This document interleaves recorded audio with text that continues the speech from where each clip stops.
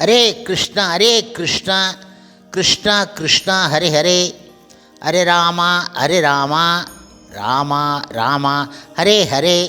குட்டி கதைகள் 420. இங்கு பகவத்கீதையின் உண்மை உருவில் இருக்கும் அத்தியாயம் 10 சுருக்கத்தை காண்போம். முன்பு ஒரு சமயம், அதாவது பொறாமையற்ற நபர்கள் கிருஷ்ணரை பற்றி கேட்பதால் பெறக்கூடிய அறிவு எல்லா அறிவின் அரசனாகவும் மிக மிக இரகசியமானது ஆகவும் உள்ளன. கிருஷ்ணர் அனைத்தையும் படைப்பவர், ஆனால் அவர் அவற்றிலிருந்து வேறுபட்டவர். ஜட இயற்கையின் மீது தனது பார்வை செலுத்துவதாலேயே அவர் அதை படைக்கின்றார். இருப்பினும் முட்டாள்கள் அவரை சாதாரண மனிதனாக நினைத்து ஏளனம் செய்கின்றார்கள். அத்தகையோரின் அனைத்து முயற்சிகளும் அழிந்துவிடும். கிருஷ்ணரை இறைவனாக ஏற்று எப்போதும் கீர்த்தனத்தில் ஈடுபட்டு உள்ள மகாத்மாக்கள் அவரது தெய்வீக இயற்கையின் பாதுகாப்பில் இருக்கின்றார்கள். கிருஷ்ணரை நேரடியாக வழிபடாத மக்களில் சிலர் அவரது பௌதிக தோற்றத்தையும் சிலர் தேவர்களையும் வழிபடுகின்றார்கள். தேவர்களை வழிபடுவோர் தேவர்களை அடைவார்கள் என்ற போதிலும் அத்தகு வழிபாடு தவறு ஆனது ஆகும். கிருஷ்ணரை தூய பக்தியுடன் வழிபடுவோரை அவரே கவனித்துக் கொள்கின்றார்.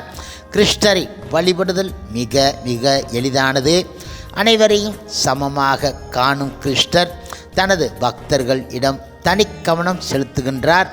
பக்தன் ஏதேனும் காரணத்தினால் தவறு செய்தாலும் அவனை கிருஷ்ணர் பக்தனாகவே கருதி விரைவில் அவன் நல்லவனாக மாற உதவி செய்கின்றார்.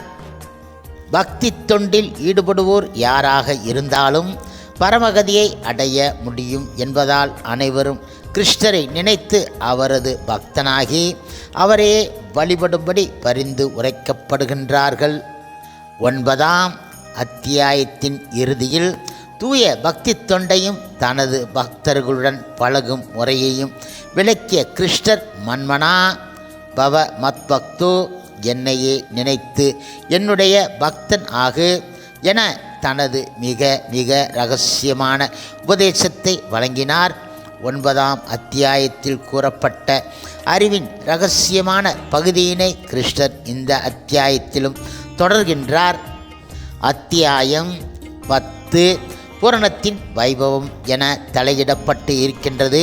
இந்த அத்தியாயத்தில் கிருஷ்ணர் தனது ஐஸ்வர்யங்கள், சக்திகள் மற்றும் நிலையை பற்றி மேலும் விளக்குகின்றார். அர்ஜுனன் தனது நண்பன் என்பதால் தன்னை பற்றிய விவரங்களை கிருஷ்ணர் அவனுக்கு தாராளமாக எடுத்து உரைக்கின்றார்.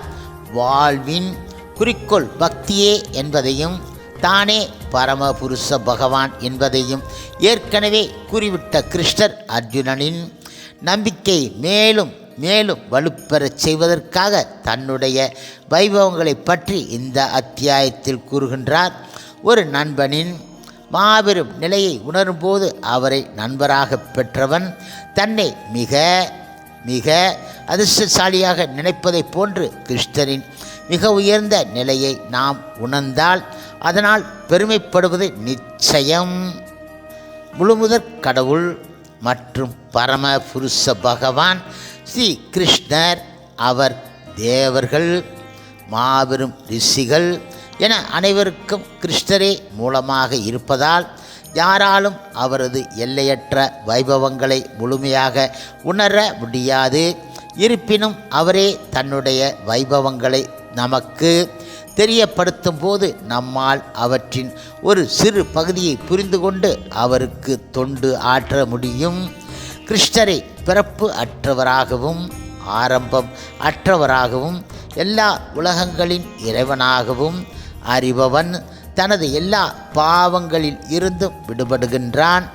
புத்தி, ஞானம், மயக்கத்திலிருந்து விடுதலை, வாய்மை, அகிம்சை, தவம், தானம் போன்ற பல்வேறு குணங்களும் கிருஷ்ணரால் படைக்கப்பட்டவே. சப்த ரிஷிகள், 4 குமாரர்கள், இதர உயிரினங்கள் என அனைத்தும் கிருஷ்ணர் இடமிருந்து தோன்றியவை என்பதை உண்மையாக அறிபவன் கிருஷ்ணரின் மீதான களங்கமற்ற பக்தி தொண்டில் ஈடுபடுகின்றான். ஓ, என்னை பற்றி அறிபவன் எனது பக்தி தொண்டில் ஈடுபடுகின்றான் என்று கூறிய கிருஷ்ணர் 10ஆம் அத்தியாயத்தின் 8 முதல் 11 வரையிலுள்ள 4 ஸ்லோகங்களில் கீதையின் அனைத்து கருத்துக்களையும் சுருக்கமாக எடுத்து உரைக்கின்றார். எனவே இந்த 4 ஸ்லோகங்களும் கீதையின் சதுர் ஸ்லோகங்கள் என அறியப்படுகின்றன. ஸ்லோகம் 8. ஜட ஆன்மீக உலகங்கள் அனைத்திற்கும் மூலம் நானே, எல்லாம் என்னிடமிருந்தே தோன்றுகின்றன. இதனை நன்றாக அறிந்த அறிஞர்கள் எனது பக்தி தொண்டில் ஈடுபட்டு இதயபூர்வமாக என்னை வழிபடுகின்றார்கள். தானே முழுமுதற் கடவுள் என்பதையும் பக்தியே உயர்ந்த வழிமுறை என்பதையும் கிருஷ்ணர் இதில் ஆணித்தரமாக கூறுகின்றார். அடுத்ததாக ஸ்லோகம் 9. எனது தூய பக்தர்களின் சிந்தனைகள் என்னில் மூழ்கி இருக்கின்றன. அவர்களது வாழ்க்கை எனது தொண்டிற்காக அர்ப்பணிக்கப்பட்டு இருக்கின்றன. மேலும் என்னை பற்றி தங்களுக்குள் உரையாடுவதிலும் ஒருவருக்கு ஒருவர் உபதேசித்துக் கொள்வதிலும் இவர்கள் பெரும் திருப்தியும் ஆனந்தமும் அடைகின்றார்கள். தனது பக்தர்கள் தன்னை எவ்வாறு வழிபடுகின்றார்கள் என்பதை கிருஷ்ணர் இங்கு தெளிவுபடுத்துகின்றார். பக்த சங்கத்தின் முக்கியத்துவமும் இங்கு வலியுறுத்தப்படுகின்றது. அடுத்ததாக ஸ்லோகம் 10. எனது அன்பு தொண்டில் இடையராது ஈடுபட்டு இருப்பவர்களுக்கு என்னிடம் வந்து அடைவதற்கு தேவையான அறிவை நானே வழங்குகின்றேன். தன்னை வழிபடும் பக்தர்களிடம் தான் எவ்வாறு நடந்து கொள்கின்றேன் என்பதை கிருஷ்ணர் இங்கு தெரியப்படுத்தி நம்மை ஊக்கப்படுத்துகின்றார். கிருஷ்ண பக்தியை ஏற்றுக்கொள்வோர் தங்களிடம் போதிய அறிவு இல்லை என நினைக்க வேண்டாம். தேவையான அறிவை கிருஷ்ணரே கொடுப்பார் என்ற நம்பிக்கை இதன் மூலம் ஊட்டப்படுகின்றது. ஸ்லோகம் 11. அவர்களிடம் விசேஷ கருணையை காட்டுவதற்காக அவர்களது இதயத்திற்குள் வசிக்கும் நான் அறியாமையினால் பிறந்த இருளை ஞானம் எனும் சுடர்விடும் தீபத்தினால் அழிக்கின்றேன். கிருஷ்ணர் தனது பக்தனுக்கு அறிவை கொடுக்கும்போது அவனது இதயத்தில் இருக்கும் அனைத்து இருளும் மறைந்து விடுகின்றது. கிருஷ்ணர் யார் என்பதையும் அவர் தனது தூய பக்தரிடம் எவ்வாறு நடந்து கொள்கின்றார் என்பதையும் அறிந்த நபர்கள் இயற்கையாக அவரிடம் சரண் அடைவார்கள். அதன்படி சதுர் ஸ்லோகத்தை கேட்ட பின்பு கிருஷ்ணரை அர்ஜுனன் மீண்டும் புகழத் தொடங்குகின்றான். இப்பொழுது கிருஷ்ணர் உரைத்த சதுர் ஸ்லோகத்தை கேட்டவுடன் கிருஷ்ணரே முழுமுதற் கடவுள், பரபிரம்மன், பரம சத்தியம், ஆதி தேவர் என அர்ஜுனன் ஏற்றுக்கொண்டான். அர்ஜுனன் கிருஷ்ணருடைய நண்பன், அதனால் அவன் அவரை முழுமுதற் கடவுளாக ஏற்றுக்கொண்டான் என சிலர் குறை கூறலாம் என்பதால் எல்லா வேத இலக்கியங்களையும் தொகுத்த வியாசதேவர், மா முனிவர்களான நாரதர், தேவலர், அசிதர் போன்ற பலரும் கிருஷ்ணரை முழுமுதற் கடவுளாக ஏற்று உள்ளார்கள் என அர்ஜுனன் மேற்கோள் காட்டி இருக்கின்றான். இப்பொழுது இங்கு கிருஷ்ணரின் ஐஸ்வர்யங்களை பற்றி கவனிப்போம். ஓ, நானே பரமாத்மா, நானே எல்லா உயிர்களின் ஆரம்பமும் நடுவும் இறுதியும், ஆதித்யர்களில் நான் விஷ்ணு, ஜோதிகளில் நான் சூரியன், மருத்துக்களில் நான் மருச்சி, நட்சத்திரங்களில் நான் சந்திரன், வேதங்களில் நான் சாமவேதம், தேவர்களில் நான் இந்திரன், புலன்களில் நான் மனம், உயிர்வாளிகளில் நான் உயிர் சக்தி, ருத்திரர்களில் நான் சிவபெருமான், யக்ஷ ராட்சசர்களில் நான் குபேரன், வசுக்களில் நான் அக்னி, மலைகளில் நான் மேரு, புரோகிதர்களில் நான் பிருகஸ்பதி, சேனாதிபதிகளில் நான் கார்த்திகேயன், நீர்த்தேக்கங்களில் நான் சமுத்திரம், மகா ரிஷிகளில் நான் பிருகு, சப்தங்களில் நான் ஓம், யாகங்களில் நான் ஜபம், அசையாதவற்றில் நான் இமயமலை, மரங்களில் நான்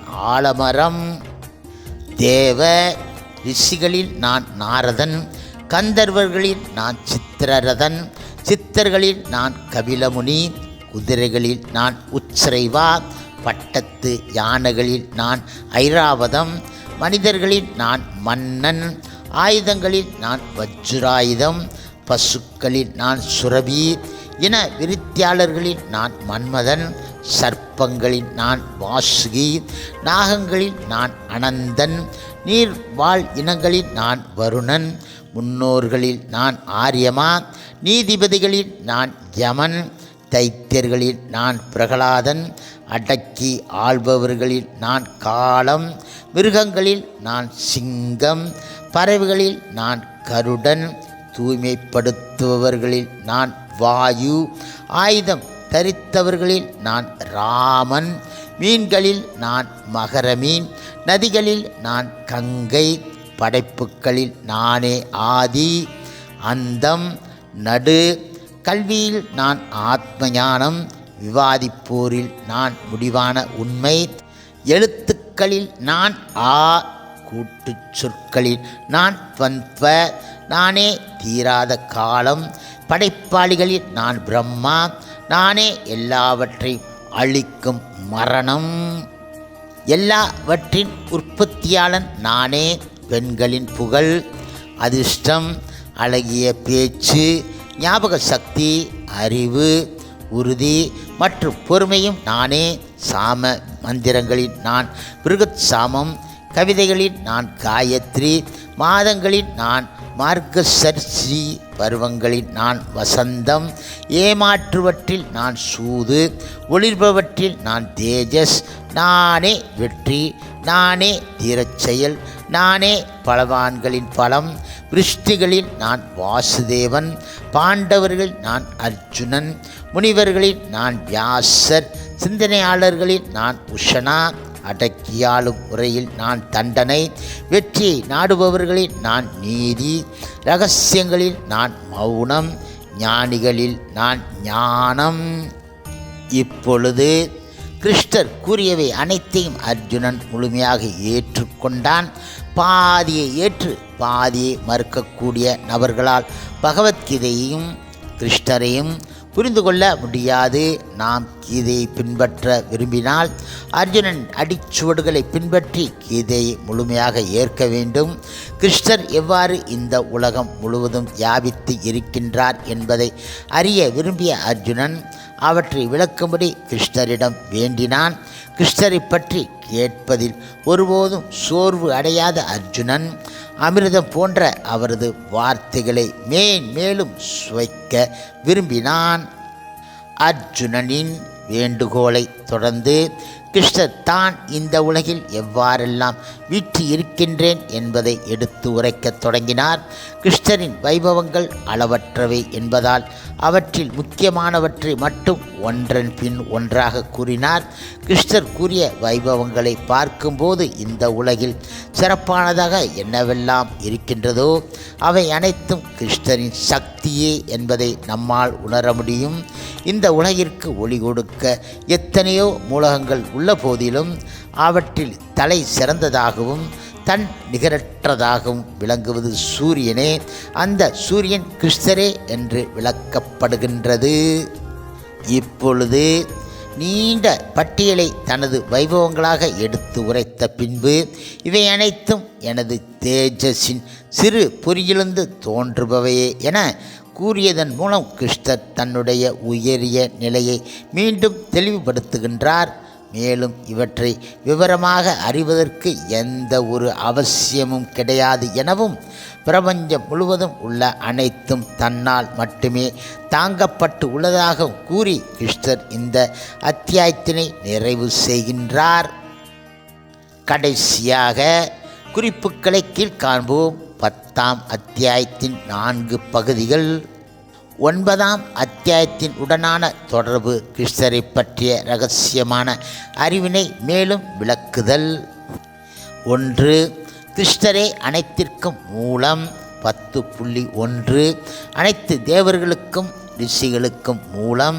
சப்த ரிஷிகளுக்கும் 4 குமாரர்களுக்கும் மனுவும் கிருஷ்ணரிலிருந்தே தோன்றுகின்றார்கள்.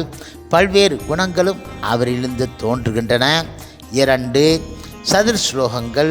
10.8 கிருஷ்ணரே ஆன்மீக பௌதிக உலகங்களின் மூலம் இதை அறிந்தோர் பக்தியில் ஈடுபடுகின்றார்கள். பக்தர்கள் பக்த சங்கத்தில் பகவானை பற்றி உரையாடி மகிழ்கின்றார்கள். பக்தனுக்கு தேவையான அறிவை கிருஷ்ணரே வழங்குகின்றார். 3. அர்ஜுனன் கிருஷ்ணரை ஏற்றுக்கொள்ளுதல். 10.12 நீரே முழுமுதற் கடவுள். ஆதிதேவர், வியாசர், நாரதர், அசிதர், தேவலர் ஆகியோரும் இதை கூறியிருக்கின்றார்கள். உங்களுடைய ஐஸ்வர்யங்களை விவரமாக கூறுங்கள். உம்மை பற்றி கேட்பது என்றுமே இனிமையானது. 4 கிருஷ்ணருடைய ஐஸ்வர்யங்கள். 10.19 அனைத்திலும் சிறந்தவன் நானே. அனைத்தும் எனது சக்தியின் ஒரு சிறு பகுதி ஆகும். ஹரே கிருஷ்ணா ஹரே கிருஷ்ணா கிருஷ்ணா கிருஷ்ணா ஹரே ஹரே, ஹரே ராமா ராமா ராமா ஹரே ஹரே. ஸ்ரீல பிரபுபாதரின் சேவையில் இஸ்கான் பக்தர்கள்.